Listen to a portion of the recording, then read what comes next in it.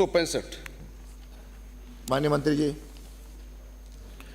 माननीय अध्यक्ष महोदय, प्रश्न का खंड 1, कार्मिक विभाग राजस्थान सरकार के परिपत्र दिनांक 21/10/2002 के अनुसार अनुसूचित जाति, जनजाति एवं अन्य पिछड़ा वर्ग के ऐसे व्यक्ति जो अन्य राज्यों से माइग्रेट होकर राजस्थान राज्य में निवास कर रहे हैं, ऐसे व्यक्तियों को स्वयं के उपयोगार्थ तो जाति प्रमाण पत्र जारी नहीं किया जा सकता, लेकिन ऐसे माइग्रेट व्यक्तियों की संतान को जिनका जन्म राजस्थान राज्य में ही हुआ है, यहीं शिक्षा ग्रहण की है, यहीं से मूल निवास प्रमाण पत्र प्राप्त किया है तथा राजस्थान सरकार द्वारा जारी इन वर्गों की सूची जिसमें अधिसूचित किया गया है में सम्मिलित है, तो उन्हें नियमानुसार जाति प्रमाण पत्र जारी किया जा सकता है। नियम की प्रति परिशिष्ट पर संलग्न है। प्रश्न का खंड 2, गृह विभाग राजस्थान सरकार के परिपत्र दिनांक 28/8/2012 के अनुसार उन महिलाओं की दशा में जो राजस्थान की मूल निवासी नहीं है और ऐसे व्यक्ति से विवाह कर लेती है जो राजस्थान का मूल निवासी है और अपने पति के साथ राजस्थान में रहती है, सामान्यतः राजस्थान का मूल निवासी मान ली जाएगी, चाहे उसे राजस्थान में अपने 10 वर्ष के निवासी की शर्तें पूरी न की हो। नियम की प्रति परिशिष्ट ब पर संलग्न है। प्रश्न का खंड 3, उक्त विवाहित महिला के संदर्भ में लागू नियम की प्रति परिशिष्ट ब पर संलग्न है। प्रश्न का खंड 4, जी नहीं, नियम की प्रति परिशिष्ट अ व परिशिष्ट ब पर संलग्न है। माननीय सदस्य। माननीय अध्यक्ष महोदय, माननीय मंत्री महोदय ने जवाब दिया है। सरकार का एक परिपत्र है दिनांक 16/8/21, जिसमें आपने विवाहित महिला, राज्य सरकार के ध्यान में आया कि ऐसे व्यक्ति जिसमें विवाहित महिला भी सम्मिलित हैं जो कि अन्य राज्यों से माइग्रेट होकर राजस्थान राज्य में स्थायी रूप से निवासरत हैं। मेरा पहला प्रश्न है कि जब आप इनको स्थायी निवासी मान रहे हैं, हमारी शादीशुदा महिलाओं को, तो फिर इनका माइग्रेट शब्द से आप इनको अपमानित क्यों करना चाहते हैं जब ये हमारे स्थायी रूप से मूल निवासी हैं? मेरा पहला प्रश्न है कि क्या ये शादीशुदा महिलाओं को आप माइग्रेट शब्द हटाकर स्थायी मूल निवासी मानने के लिए सरकार तैयार है कि नहीं है?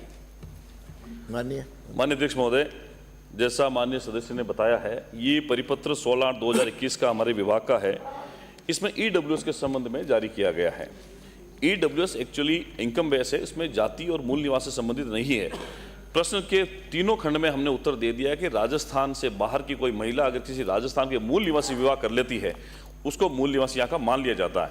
और इसमें जो परिपत्र ईडब्ल्यूएस का है, जो इकोनॉमिकल स्टैंडर्ड पे अगर कोई वीक होते हैं उसको ईडब्ल्यूएस की कैटेगरी में दिया गया, इसलिए ये जो है ईडब्ल्यूएस के अंदर है, इसलिए ऐसा कोई अभी नहीं है।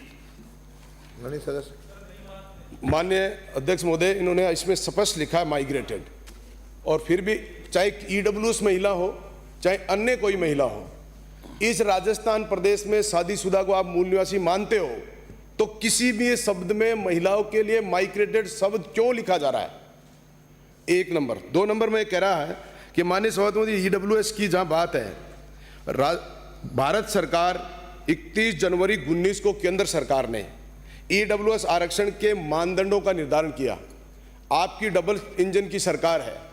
पिछली सरकार ने, माननीय गहलोत साहब ने ईडब्ल्यूएस में मात्र 8 लाख की शर्त रखी, और केंद्र सरकार ने आज भी 100 गज का प्लाट, 1000 गज के प्लाट की, और ईडब्ल्यूएस में हजारों बाधाएं केंद्र सरकार ने डाल रखी हैं।